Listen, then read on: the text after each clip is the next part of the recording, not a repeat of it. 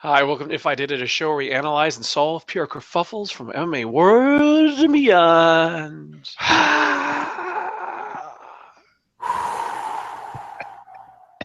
Yeah.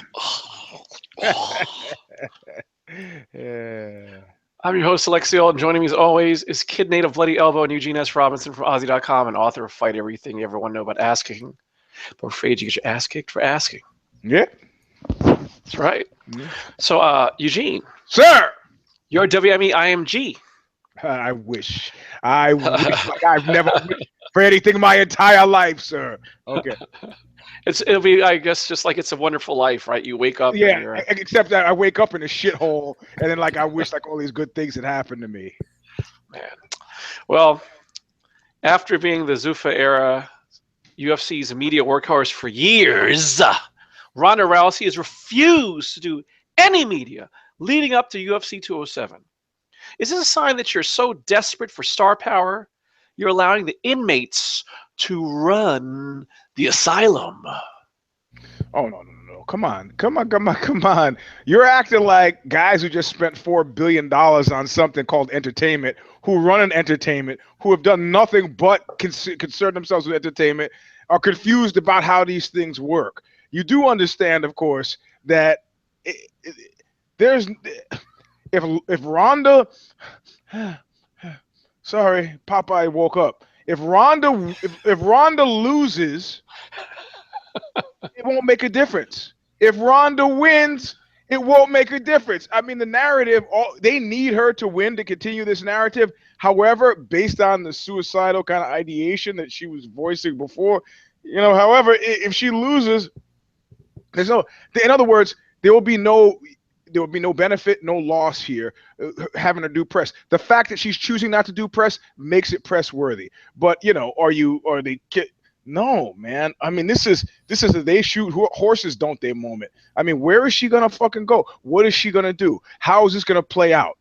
If you stop somebody like Paige Van Sant early in the career in Divert, she's still got a lot of fights left in her. She's never I mean, there's still some play in that. There's no play in this when somebody's talking about who am I? Where am I? Public soul searching. They don't like it unless you're caught in a bathroom with a penis in your mouth. They just don't fucking like it. So, in this instance, they're doing the best of all possible things. Having Ronda, give any poker tells by doing press conferences. If you got the muscle, work the muscle. If you can say, I don't want it in my contract, fucking ask for it in your contract. Clearly their assumption is that we're not going to get any more asses in the seats if she talks and people feel sorry for her. We're not going to get any more asses in the seats if she talks a big game and then doesn't deliver on it. It's the great unknown that we're selling, and that's what we got to sell. That's it. She, in actual fact, she is more of a risk to me if I'm WME-IMG. She's more of a risk to me out there on the stage with a microphone in front of her than if we just go as we're going. Because the videotape in most people's minds just picks up from where she was on Ellen DeGeneres and puts it to now, or maybe the Holly Holm loss and then puts it to now. We don't need. Let her stay mysterious. This is the best of all possible things. Please do not get her in front of the mic. If there's a reason she's not in front of a mic now, you got to know guys who spent $4 billion are happy about that.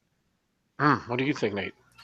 Well, Eugene was hemming and hawing all around the point, but I think he nosed right up to it there at the end, which is Rousey may have asked for this in her contract, but this serves the interests of WME to keep her zipped because, like he said, there's nothing this public musing about suicide angle is gonna do for them to sell more tickets. If she was gonna be on Jimmy Fallon, that would be great, but she's not. we gotta break in here. You literally the peanut gallery, literally. Yeah, I know. It sounds like get out of my room.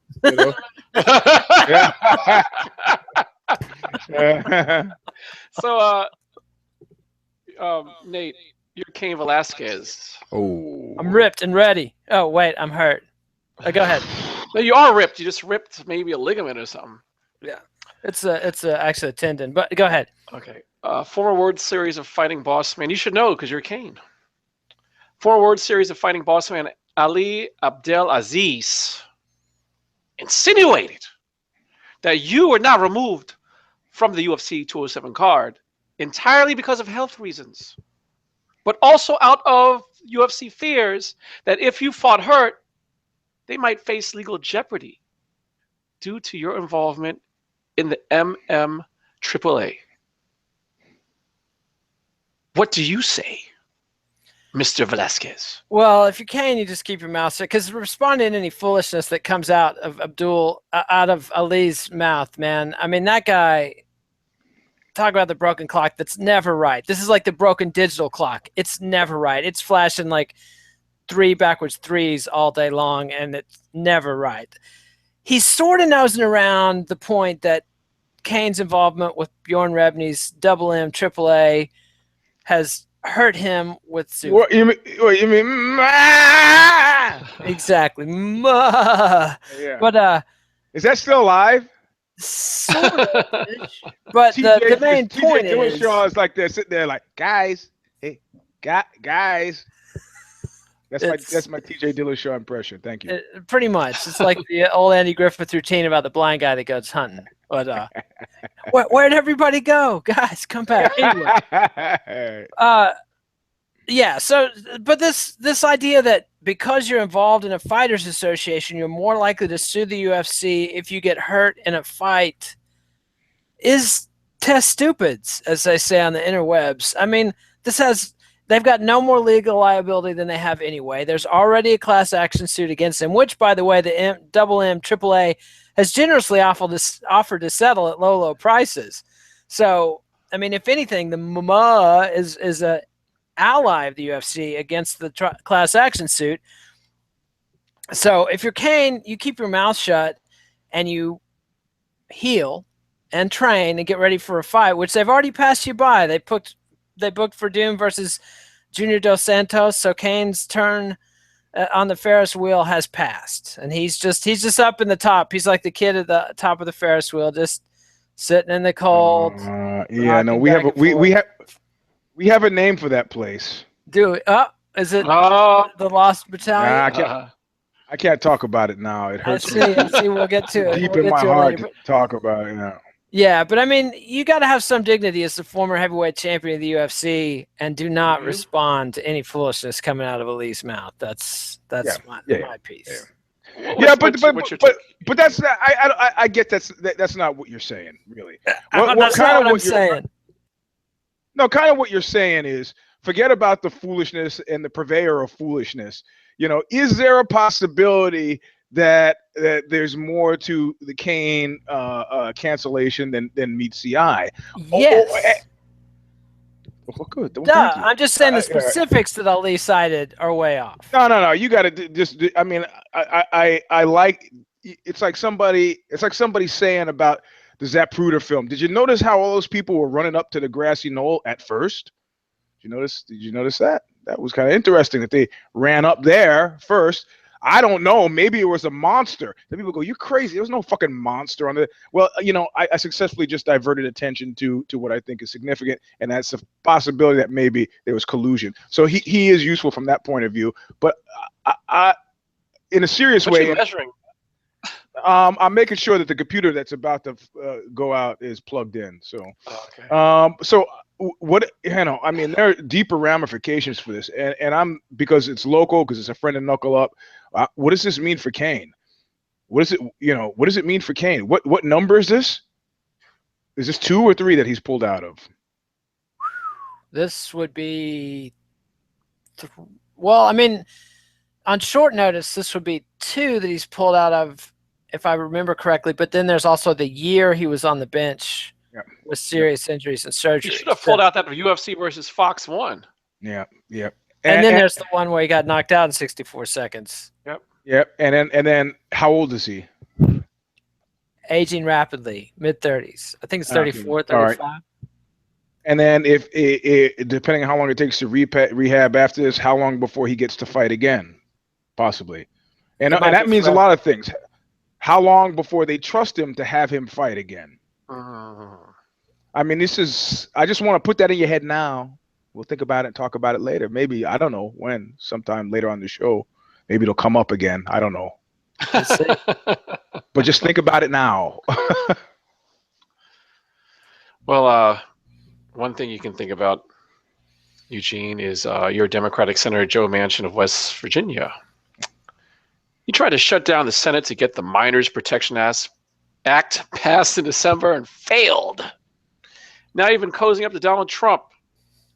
How do you play both sides of the street to get your bill past Mitch McConnell and Paul Ryan's GOP house? let me tell you a little story, right? I used to be heavily into paintballing, right? And not the kind of warehouse paintball. Well, that surprises you, I'm right? just who's dumb enough to play paintball with you? It's like the beginning of Royal Tannenbaums. There are no sides. That's right. So I was surprised to hear that Nick Cave was a big paintball guy. I was like, man, I'll challenge that fucker in a second. But anyway, so this was outside in Santa Cruz Hills, and it was some version of capture the flag. Now I was about 10 feet from the flag, having shot everybody. You guys on my own team, you're right. Yes, friendly fire. I got people, and I see this fucking flag 10 feet. So it's like Princess Bride. I have an understanding that if you're a smart team, you guard your king. You guard that flag, But I got a case of hysteria passio, and I just couldn't take it. And the last 10 feet, I jumped out and ran. I figured I could shoot anybody who pops up and capture that flag. What I didn't count on was the Bonnie and Clyde number of people that they would have put around the flag, and it was like the last scene from Bonnie and Clyde or Scarface, if you want another movie reference, with my hand literally 3 feet away from the fucking flag. I mention this because I think if you are smart right now, you are not doing shit. You're not saying shit. You're not doing shit. You're not doing. You're waiting to see. You're waiting to see whether.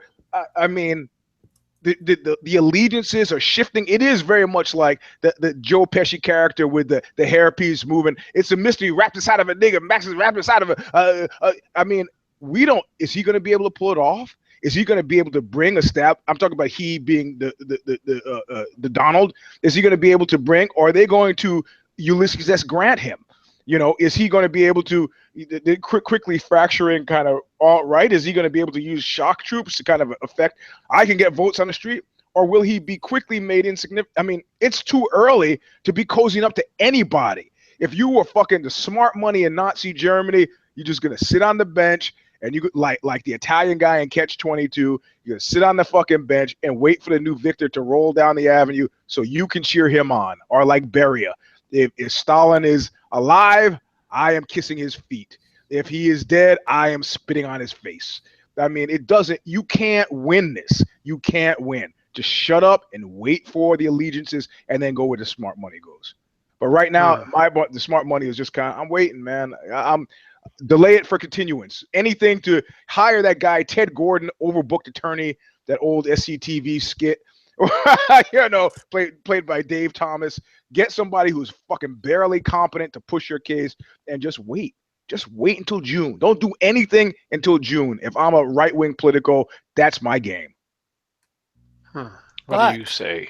They only have till April till the coal miners' benefits expire. That's the whole thing. And McConnell agreed to push the thing down for 4 months to stop the Senate from being shut down in December. So Manchin's basically got to do something by April. And also, you see, who didn't listen to your line of thinking, Eugene? Who? Incoming Attorney General Jefferson Beauregard Sessions III. Yep. He was on the Trump train early. Yeah. Now he's sitting up there tooting the whistle in Donald's lap. And that's what they want. They want those guys because he's all in. He's all fucking in. But, Knights of the Long Knives love guys like that, too. Well, Ernst sometimes Rome. you got to play your bets. You got to pick a side. You got to commit. We can't all be the old wizened geriatric cynic in Catch 22, no matter how old and wizened we may be. Yeah. Now, Joe Manchin. That's what. Go ahead. No, go ahead. No, I'm letting you go ahead. No, I mean, his speech was great. He goes, when the Germans were here, we sig heiled. When the Americans are here, we howdy or whatever. I mean, we just, the point is we're a very old civilization. And we got here, tried and true methods of just kind of saluting the winners and, try not to be too damaged in the process. I don't know, man. What are you suggesting he do then? I suggest that he does what to... Jeff Sessions does. Sessions was the first serious Republican politician on board train Trump. Manchin has an opportunity to be the first Democrat to sell out and be on Team Trump, and that is his play, because he's not getting reelected, basically otherwise. He has a big opportunity, though. Get on board with Team Trump and deliver for the coal miners and do it quickly while Trump is still powerful, and then switch parties, get reelected in a landslide, boom, boom, boom, boom, boom. 6 more years in the Senate, coasting on down. And if he fucks up and he doesn't play ball with Team Trump, then people are going to remember, now, wasn't your daughter the CEO of that company that jacked up the prices on the EpiPens? Don't we need to have some congressional investigations about this? Wasn't that the kind of crony capitalism that Obama was letting on while he was running the swamp? Well, there's a new alligator in the swamp, son, and he can chomp some big, fat, rich asses. And it's like Manchin doesn't have a lot of other connections. This, he's not a well-liked Democrat. But it's a gamble. You do know it's a gamble. Oh, yeah, it's a big gamble. It's a big gamble. But, man, you got to put all your chips on red on this one. That's what I say. Fortune favors the bold. I don't know about that, man. How bold was Ernst Rome? Pretty bold, I hear. But, not smart. How'd that work out for him? Well, it worked out for a while. Speaking about working out, Nate, you're Disney. As the new owners of the Star Wars franchise, you've digitized young Princess Leia for a cameo in Rogue One.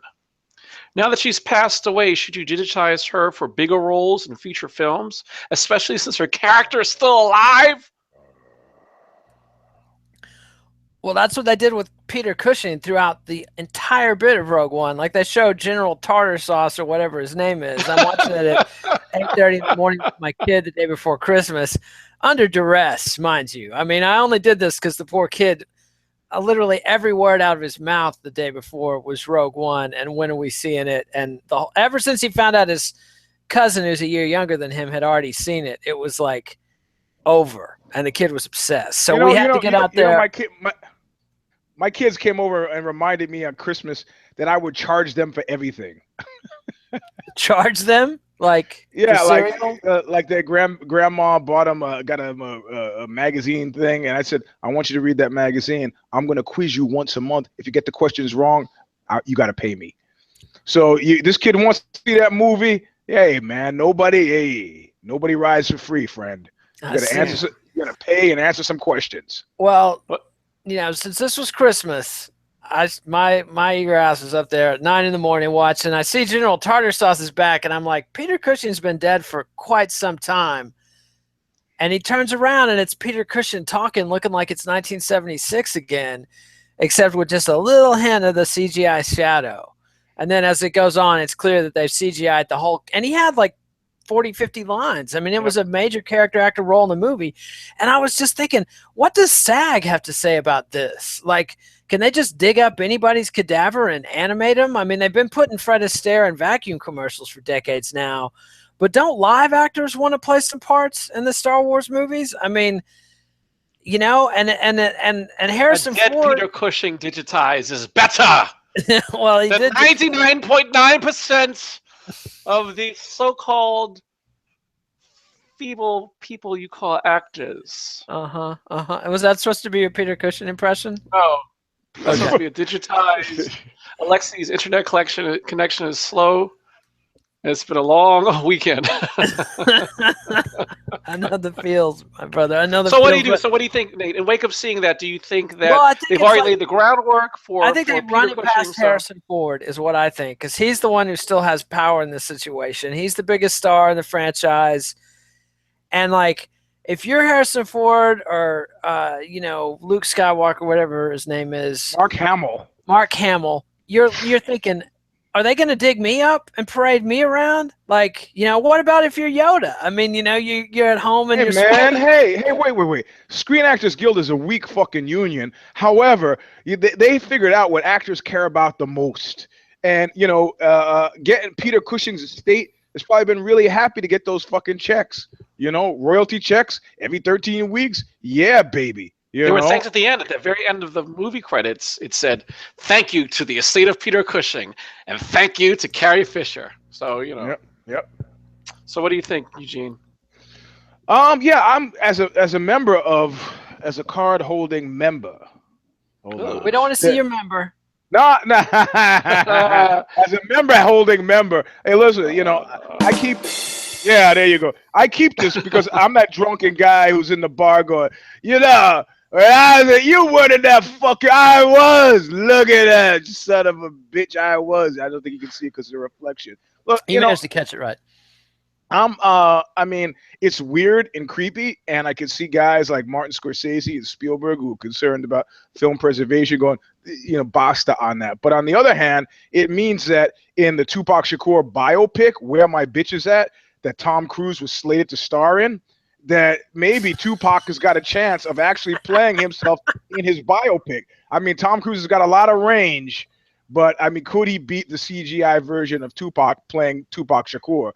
I predict, however, that Tupac will lose this, and we will see Tom Cruise as I heard Tupac the deal Shakur. fell apart when Cruise insisted on freestyling all the raps himself, live and unrehearsed, just like Tupac would have done it.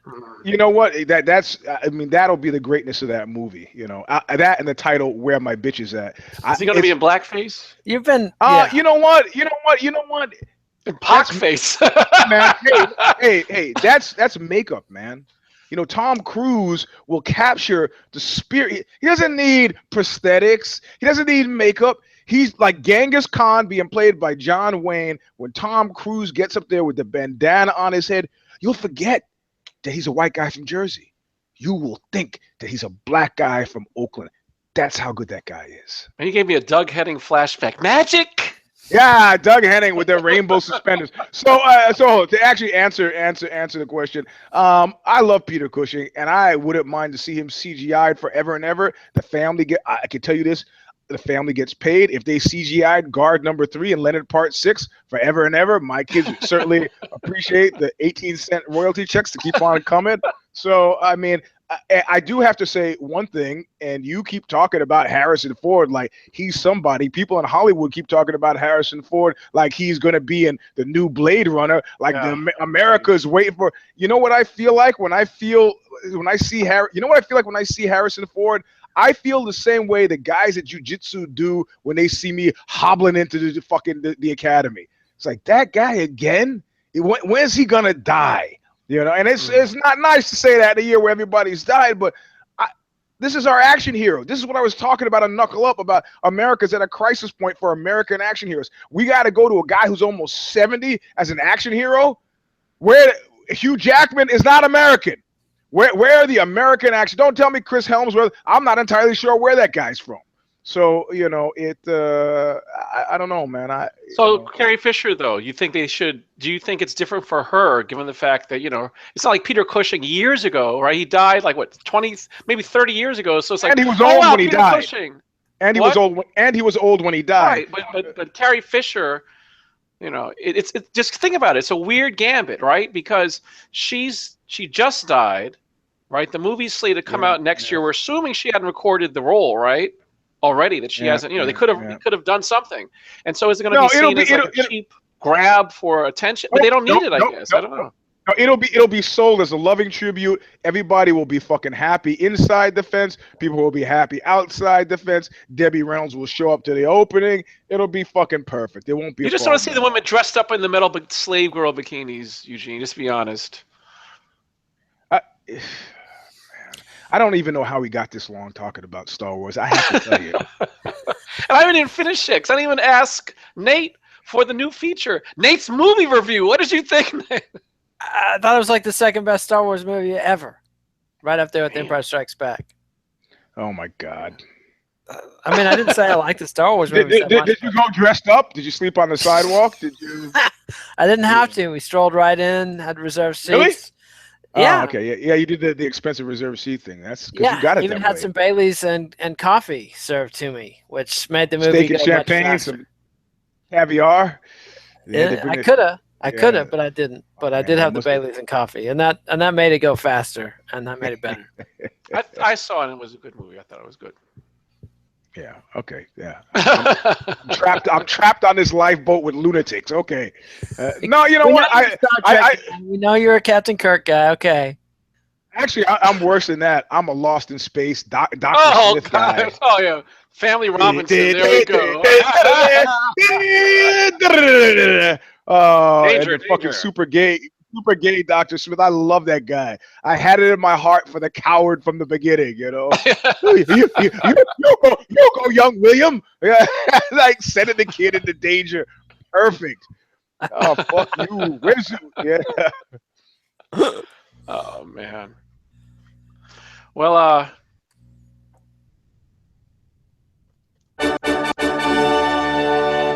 sheesh.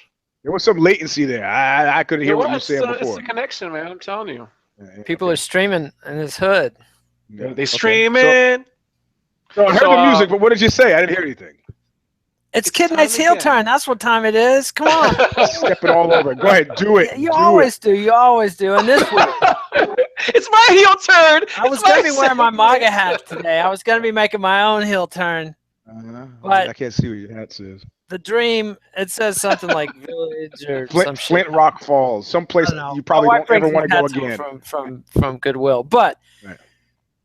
I was all ready to join up, and then the all right falls apart. They're going to have the deplorable in DC. They're going to bring the little people in with the big guys, and somebody named, let's see, Tim Treadstone, better known as Baked Alaska, sometimes Based Alaska on Twitter, started openly asking. It's very interesting how 95% of the people that own the media are Jewish.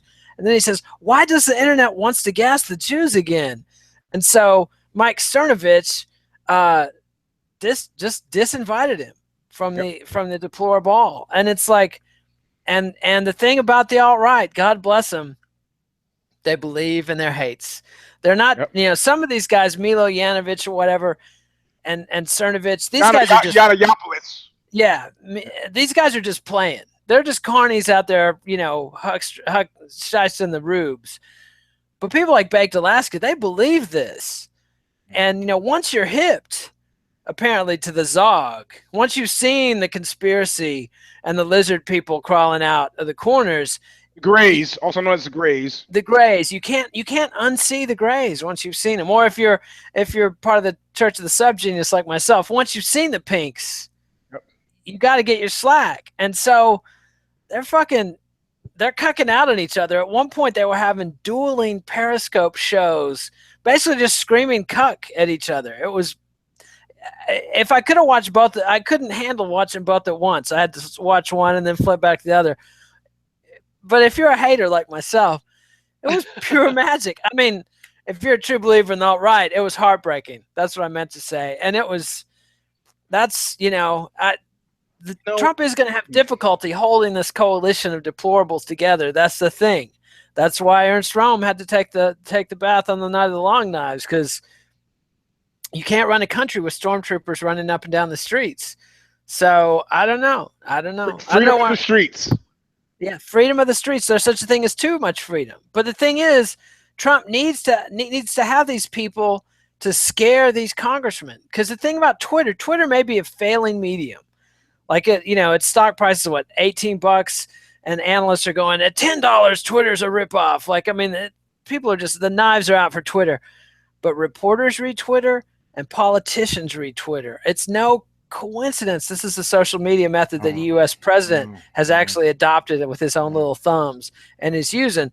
Powerful people love Twitter. Dana White loves Twitter. I mean, Lorenzo Fertitta loves Twitter. People, for whatever reason, busy people without a lot of tech skills are into Twitter, and they need these people. They need to be able to terrorize these Republican congressmen with their Twitter armies. And can they control said Twitter armies? That's the heel turn. Can I talk? Because I've been doing everything, but I can just get. But you don't get to answer the heel turn. No, I want to elaborate. Okay, you can elaborate. And how about just a word association off of it? Okay, ready? Joseph McCarthy. Okay, a great American. The Third Reich, right? I can keep going, but you see where I'm going with this. For people people in politics, people in power love Twitter because they think they're getting the unvarnished voice of the fucking street. In actual fact, they are about 2 fucking months away from figuring out that it is not the unvarnished voice of the street. It is the loudmouth voice on the street. And I think that when these guys who consider themselves alt-right actually start to look at each other, they will start to fracture like they've never fractured before, and we're already seeing that now. Some of these guys say, well, I started out being alt-right just as a joke, and then stuff started making good sense to me, right? And then you've got Milos Yiannopoulos, who's out and proud. He's being a gay man is ideally kind of what, from that vantage point, he's attacking the establishment. These guys will actually start to look at each other and realize that the guy in the Raiders cap or with the Raiders jacket with the Trump hat will be like, hey, you know what? The guy who's just out to fuck shit up, they'll realize I don't have anything in fucking common with that guy. Moreover, I suspect that guy of having ulterior motives, and it's gonna fall. It's gonna collapse under its own weight. I could be wrong, but historically speaking, that these things have never fucking done well. It's been they've always died in a swelter of paranoia, recrimination, and unwholesomeness because it's an inherently unstable element. So the politicians will pay attention, but there's gonna come a point, and I don't know when that point is, when they all kind of wake up and kind of go, these are just the guys at home when the rest of you guys are working, they have no real connection to shit that's happening in the real fucking world. Guys in Chillicothe, Ohio, in their mother's basements playing fucking Nazi marches while they type some hateful shit to Leslie Jones don't mean shit. What's funny, you talk about the basement, because Milo's tweet, did you guys see that? To Yeah, Baked Alaska, he was like, you're violating your NDA. So shall I send you the papers to your mother's basement in Alaska or to the other place? And it's wild. Just, you see the demographics. You wonder how many people that, like you said, Eugene, live in the basement that like will take personal affront on that, or like, oh yeah, you told him. Wait a second. You know what? The guys who have money, the power brokers, the WME of the political scene, whoever those may be, they're right now with great interest watching to see if there's any real world correlatives to Twitter, feet on the street. Do these guys actually show up to rallies? Are the people who show up to rallies the same people who are tweeting? Are the people who are tweeting actually able to raise money via their tweets? Are they forming organizations that are placing people in fucking local politics? What precisely are they doing, other than they're not even as Kid Nate could appreciate this. They're not even as together as the scourge of our fucking time, skinheads. Now you could go to San Diego, you could go skinhead music band tour where you just played skinhead strongholds all across America back in the fucking 80s. You could go up to Idaho, you could go to Washington, you could fund an entire tour based on, just hit the cities Henry Rollins wouldn't play. Orlando, San Diego, Idaho, like all the Nazi strongholds. There was plenty of them. Jersey. Yeah. That was as organized as anybody on the alt-right is getting. There's a ragtag band, Spencer standing up, and they interview his parents. His parents are like, I don't know, the kid's going through some phase. These are farts. And I got somebody who says, disagree with you a little about the alt-right neo-Nazi. Yeah, maybe, but I'm not seeing it. These guys they've managed to scare people, and for the first time, they're drunk with some sort of power. Like, oh shit, we're actually, man, this pen is mightier than the sword. I keep tweeting this shit out. I'm gonna have 6,000, 10,000, 15,000 followers. It's farts in a room, a very small fucking room, incidentally. What a stinky room. Man. In other words, I'm not afraid of these guys. I was afraid of skinheads. I'm not afraid of these guys. And I wasn't even very afraid of skinheads because I was friends with a lot of them. I'm not afraid of these guys. What are you going to do? Anyway. Man. Do you just need some alt-right friends, Eugene? I have alt-right friends. Oh. He's got that cop that voted for Trump that trains with him. No. I'm talking about Jim Goad. Him and I are trying to work. Jim Goad, the author of the Redneck Manifesto, used to be editor-in-chief of Answer Me. He and I are trying to do a piece together. Oh, yeah? Hmm. Good luck. Yeah, because it seems like we'd be on the opposite sides, but we're now doing this weird race to the outside. And we're both, who's more fringe? I mean, his big thing is, I hate identity politics. I'm like, I don't give a fuck about identity politics. What I really care about it, and then we're just, two crazy guys talking. There's not a good journalistic piece made. So we're trying to find something in common here, or something divergent, so that we can do something,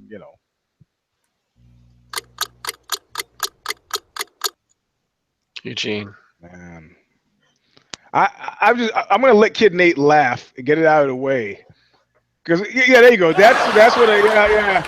Because when I say it breaks my heart to say this, you don't believe me. I'm laughing.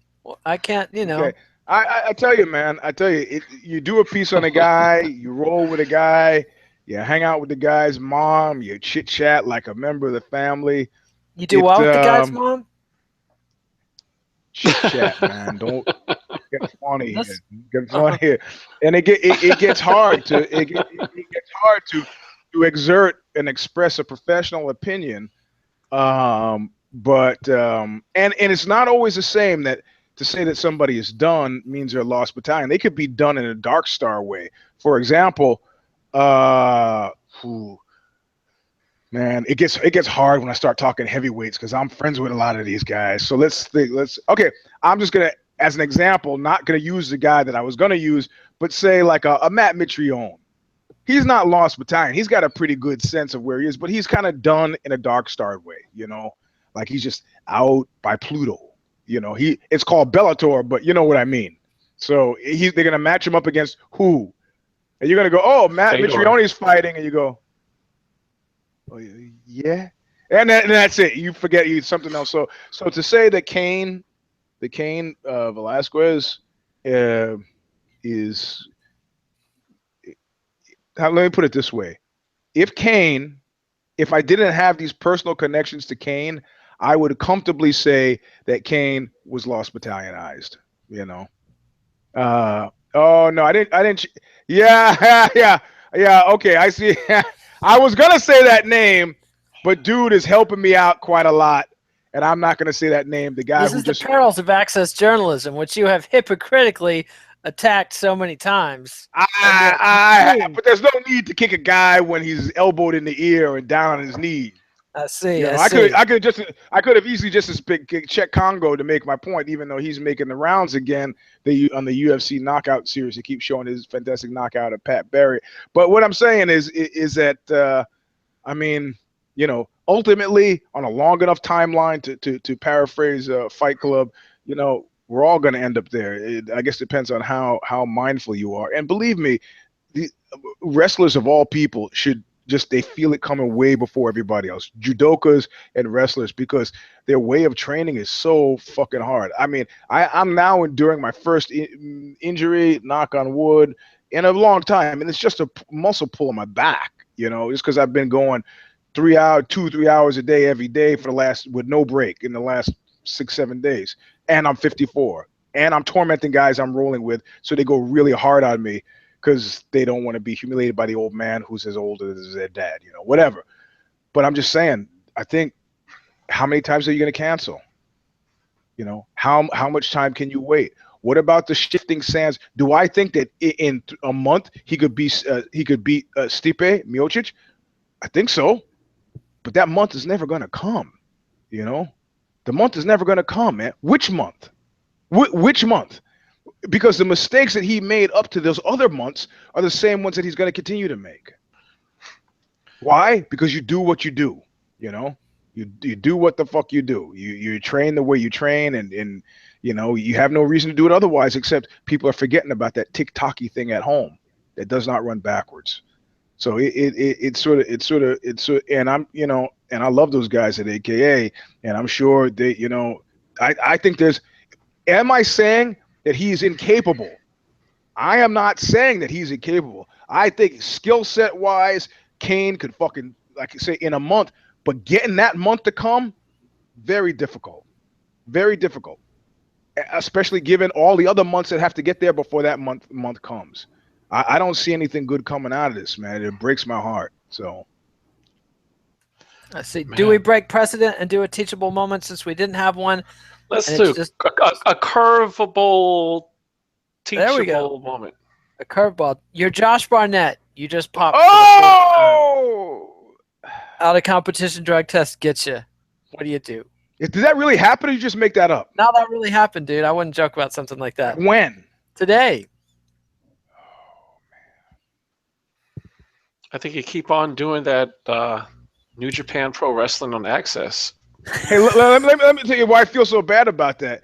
Josh has got a connect. He's a old muscle car guy. He's got a connection at Center Force Clutch, and they're getting me, a very super expensive clutch for a bargain basement price. That's the kind of guy that guy is. He's going out on a limb for old EUGENE'S. I see. Well, you should have gone out on a limb and got him some shit that doesn't turn up in his pee. That's well, there are a lot of reasons for taking performance-enhancing drugs, man. And I think one of the things that people have eluded over in the death of George Michael, it's that the first thing that came to my mind, and they were saying, "Oh, not suspicious circumstances, but 53-year-old guys don't die from natural causes. They don't die from heart attacks, man." Dude, some rapper just died at 54 yesterday. What's that? Some rapper just died yesterday from heart attack. Yeah, and this is the underreport. Who I didn't hear about this, but it's the unreported story of the year that cocaine is the most dangerous recreational drug there fucking is, and people Ricky Harris, comedian Ricky Harris, dies at 54. That's not a rapper. That's a comedian. Sorry, Okay. There's Some black guy. Come on, a black guy with a mic on stage. So look, let's go through the list. We go through from Rick James to David Bowie. They had severe fucking cocaine problems for many, many years. These guys did not die natural deaths of old age. There's a multiplicity of you snort something that's cut with rat poison, you might die at 60. And now the story's coming out. George Michael was not only he's addicted to heroin. Oh, really? I know lots of guys who make that fucking the Ferris wheel cycle of, I gotta be functional today, so I'll do a couple lines of blow. Man, I can't sleep. I'm kind of edged out. It's nighttime. I'll take something to bring me down. Around she goes. Where she stops, nobody knows. 53 dead, in bed. So I don't know that there would be a great benefit to telling the story the way it really is, but I'm sort of shocked that people are surprised. Oh, Princess Leia, dead at 60. You know what? You may have done coke. You may have done a lot of coke. But you have never done coke the way a celebrity does coke. Yep. Not the quality, not the quantity. There's one movie that Mike Tahashi, that the Japanese guy who did that Dead or Alive. Yeah, Pete Takahashi does that, and the guy does a ping pong table long size of blow. You got to realize that shit's a movie, okay? But in Hollywood in the 60s and the 70s and the 80s, the fuck out of here, man. We could go down the list of guys who were dead before they were 50. Just like European stars are dead before the age of 50, and they all have lung cancer, and nobody says, hey, Marlboro is killing fucking Marcello Mastroianni. It's killing, I just want a little truth telling. That's all.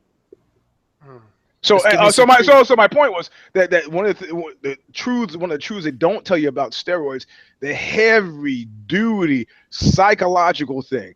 You know what? I don't have an addictive personality. I have an obsessive personality, but taking steroids, man, you'd find yourself several months later sitting around going, yeah, I could just, I go on a short 3-week cycle. I just one little, because you feel great in a way that you've never felt great before. And it doesn't even have to a certain point. There were these guys in Jersey who were taking steroids, performance-enhancing drugs, and they were not performing in anything. They weren't lifting weights. They weren't playing sports. They just liked the way it feel, the way it made their heads feel. So I don't know what dude is thinking. I don't know what's going on. But I feel for him because I know the underreported story is that it weasels its way inside here, and nobody fucking talks about that because nobody who's taking it is being honest about it, and the people who haven't taken it don't fucking know. So Yeah, I I don't think think he there's any gets digging out of cut. the soul for Josh Barnett, man. You don't think what? I think there's no digging out of the soul for Josh Barnett. I think fourth-time loser is just lost. They'll always be Japan. There is Japan, yes, and pro wrestling, and he's still, he's still Josh Barnett. And he's doing the catch wrestling thing, and he digs heavy metal. So there's he's been on Metal Sucks and a couple of decibel websites, because he's like, hey, Submission man. Underground. Yeah, no, I'm just saying. Is that Josh Barnett in the pit? It's like going to a sex club and seeing, hey, is that Eugene? Yeah. yes, it is me. But you don't tell anybody you saw me here, and I won't tell anybody I saw you here. Man. Oh, you know what? And there's one thing I could see you're about to edge into the close. There's one thing I think that we collectively agree that we should maybe address. That plant has to go. That's what we agree on. Listen, you unless I can come live with you, I'm not going to talk about this plant because I got to stay. I got to stay. No, I got to stay married. So I saw it on Bloody Elbow that Fabricio Verdum saying that Junior Dos Santos gay. That was another one we could have hit on this week. And his angle was that since he's not openly gay, it's not homophobic. I'm telling the guy to get out of the closet. Right. He's helping him out. Yeah. You know what? I wonder how that worked out for Emil Griffith and the guy that he bashed his brains in the ring and killed him. I mean, this is rule number one, man. You don't get the guys. I mean, who gives a fuck if I thought it was bad form. I thought it was generationally clumsy. I thought it was something that you might have done. And I liked how he tried to spin it when there was like what the fuck did you say? He's like, oh no, I'm just all about people being who they are. Just embrace who you. Yeah, whatever, man. In this fucking climate, to raise it, that shit was bad form, Jack. And you were already on the outs. Nobody told you to lose that fight to fucking Stipe. The goofy faces in the seats for the friends and all the jokes. Well, how'd that work out? Focus on you. This shit with the, whatever. Okay, it's a Nick Diaz crawl inside the guy's brain pan before the fight. I thought it was bad form. So yeah, the heavyweight class seems to be inching towards the Lost Battalion then? Because think about that. You say Josh Burnett, Fabricio Verdum. No, we're talking generational. Right? We're talking generational. I think it's cultural. I think it's the Brazilian thing. I mean, we've heard Brazilian fans shouting homophobic slurs and stuff that you would have heard in the U.S. 20, 30 years ago. I just think it's really. Yeah. I haven't heard this. Well, you don't know Portuguese like I do. Come on. I mean, I'm a linguist. But I don't know, man. I got to point out. You're a cunning linguist. Yeah. That's. I got to point out. Verdum missed the joke. He should have been talking about Dos Santos' ex-wife, who's still his manager. There are so many shots to take that don't get you into the, that's a slur, that's homophobic. You can just diss a guy for being managed by his ex-wife all day long, and that's just you could go back on the 1950s thing. Call him confirmed bachelor every time you mention his name. Confirmed bachelor, Junior Dos, and eventually after the 8th time, people are going to be, what do you mean confirmed bachelor? You go, I don't know. One of my guy used to work for me. It was older gay guy. His favorite term was man of the arts. He's like, there are going to be some people there. Are there going to be any men of the arts there? I like that. But you don't think it's a weird coincidence that you have Cain Velasquez, Fabricio Verdum, Josh Barnett? It's not a good 48 hours. It's not a good 24 hours for the heavyweight division of the UFC. It's generational, man. A buddy of mine said when I was 265 and he and I, started lifting weights together, and then, he said at one point when I was 265 heading for 300, he's like, you need to face up to a certain fact of nature. Big animals don't fucking last long, don't fucking last long, man. So, he goes, ideally the human of the future will be lighter, that, we'll kind of reach a peak and then we'll kind of go, you will be lighter and smaller. That's the fucking thing that makes sense. Yeah, outside of nutritional benefits and, you know, vitamin, anti-disease things, you know, we're gonna level off at a certain height, and those would be people. 6'5" people don't live a long time. That's it. You know, so I think that what you're seeing, these are the canaries in the coal mine that you're seeing. That in essence, we're in 2016, heading into 2017. How long you been watching Cain fight? How long you been watching Dos Santos or Verdum fight? This is the kind of shit that I guarantee you people at WME are thinking about. And it's what we used to call fighter development, because, you know, it's a SWOT analysis. Where are your strengths in the next 3 years? In the heavyweight division, let's go through it, because in the next 3 years in the heavyweight division, your strengths are not going to be any of those names I just mentioned. It's going to be John Boney Joni, former NFL defensive player Greg Hardy. Got to be somebody, man. You know, I mean, well, think about that. What do you do then? Come on, let's just, if you were pay better and you recruit more talent, because word gets out you're paying real bills. Well, I mean, I don't. Are you going to be able to successfully get a lot of guys from football? I don't know. I mean, you'll get more of them than you get from any other sport. I mean, wrestling. I mean, USA Wrestling is actually running a pretty aggressive campaign to keep their guys inside the fence. Henry Cejudo was one of those kind of, I don't want to say clubhouse cancer, but it was just like, I'm not getting paid enough, Jack. Shit. And even if I am getting paid, Kale Sanderson money, even if I get paid money like that, you know what? Where are my groupies? You know, I got a bunch of dudes in sweatpants wanting my autograph. That's not cool. I want to be on TV, you know. So, but they've done a great job of keeping people in the fold. And I didn't think they would. I thought with all the guys I see in the UFC with USA Wrestling tattoos, I'd have thought that there'd have been, you know, a more steady drumbeat. But I think maybe it's on both sides. You know, top flight guys hesitating, because really I want to go to the Olympics, I wanted to go to Pan Ams, I want to compete on that stage, and the UFC being like, these guys are not necessarily always going to deliver great fights. You know, Funky Ben Askren, I'm looking at you, man. So it's something that you just keep an eye on. It's nothing you have to act on within the next. No, it's an existential issue, man. It's a serious existential issue. I mean, you know, the heavyweights are heavier, bigger, and are crapping out sooner. But I mean, all through the ranks, you got to start thinking about where this. I mean, it's our job. We think about it, but 3 years from now, I mean, let's go back to the UFC 1, 2, and 3. Did I ever imagine that in 2016 I'd be talking about this? Not really. You know, there was the tough man thing, and that was over and done. Bada bing, bada bing. You know, Ali fought the fucking Japanese cat back in the 70s, and that was my first MMA I saw, and it's the most boring thing ever. The guy's on the ground kicking his legs, you know. Right. So, I mean, there was no idea that there was going to be any long play for this in my mind. But, you know, I mean, I'm also the guy who thought apartheid would last forever, who thought nukes would last forever, that people would be wailing forever. Social change happens much faster than I ever think it's going to be possible. You thought Jeb was going to be president. That's true. Yeah, right. No shit, man. I mean, yeah, I remember this guy back when it was in the New York Post with Marla Maples, you know. I mean, kidding me? Are you kidding me? But the bigger story of that for me is that New York has gone primetime, and that's a big first. That's a big, major fucking first, man. Al Smith couldn't do it. Nope. And you know, and Cruz tried to pan him. Cruz tried to get in there with, New York values.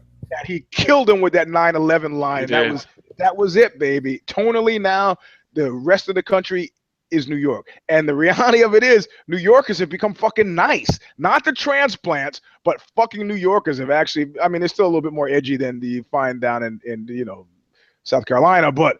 You know, people in South Carolina will shoot you. In New York, that's not always a given, because they're stop and frisking that you're going to get shot by somebody. So I don't know. I think it's a serious issue. And if you're going to say, does it keep me up at nights? I'm not going to say it keeps me up at nights, but I think about it a lot, right? Because where are these people coming from? I think about it in the context of boxing. You know, like some guy was, boxing. No, if you know any mothers, no mother that you know is going to say, Sunday morning, let's trundle the kids in the car for your boxing lesson, you know, because inevitably it involves sparring, and no mother wants to see their kid get hit in the head. No. So that means wrestling. And like I said, USA Wrestling has done a good job of keeping guys out of fighting, out of ultimate fighting, you know, mixed martial arts. So, you know, when you want tomorrow's talent, I don't know where it's going to come from, man. Don't know where. You got guys who never even thought about fighting in the cage who are making perfectly reasonable livings. You know, the Mike Dolce, was he ever fighting the cage at the UFC? But he's making a perfectly serviceable living with, you know, peddling this diet stuff, exercise, diet, ancillaries. That doesn't mean that I'm going to buy a seat to see he worked on a great diet for Johnny Hendricks. I don't give a fuck about that. I care what happens in the cage. And so Johnny Hendricks. Exactly. I mentioned That's the name. The future of the heavyweight division. You have to sit down in the restaurant. They don't have to worry about diets. Yeah, I don't. Making weight means eating. Yeah. And I think 25 minutes ago, I was worried we wouldn't be able to fill up the show. But because we got Eugene, the ace card, wind him up, let him go. Me too. I was getting all scared too. I was like, oh, damn. Oh, we got the secret weapon here. You know, not only did I get confused, I show up at one radio station in the Bay Area, and I got me on the air. You guys, damn it, you booked it. They go, check your email. I just says right here. It says right here that I'm at the other radio station. So it's too late for me to get to the other radio station. And I go, I'm here. And they go, well, why don't you just do the show anyway? It's like, all right. And it was supposed to be a 5-minute segment. 3 hours later, it was like Gilligan's Island. I was still there. talking. Who was that guy from Brazil? The Black. I don't like the Black. I don't like this Kid Nate Goon. That's right. The Kid Nate Goon and the Black. So that's my new fight nickname, the Black. Oh, man. Well, on that positive, happy note, thank you for joining us. Follow us on Twitter at EUGENE'S Robinson, the Kid Nate and Alexi Old. Please give us a thumbs up, Eugene. Yeah. Leave comments on YouTube. Subscribe to MMANation.com on YouTube, MMA Nation on iTunes. Visit Bloody Elbow. Read Eugene at Aussie.com. Be sure to check out all 3 of us on Amazon.com. We'll be back next week for another edition of If I Did It. And we don't know what we're going to be talking about because the PR mistakes have yet to be made. Oh.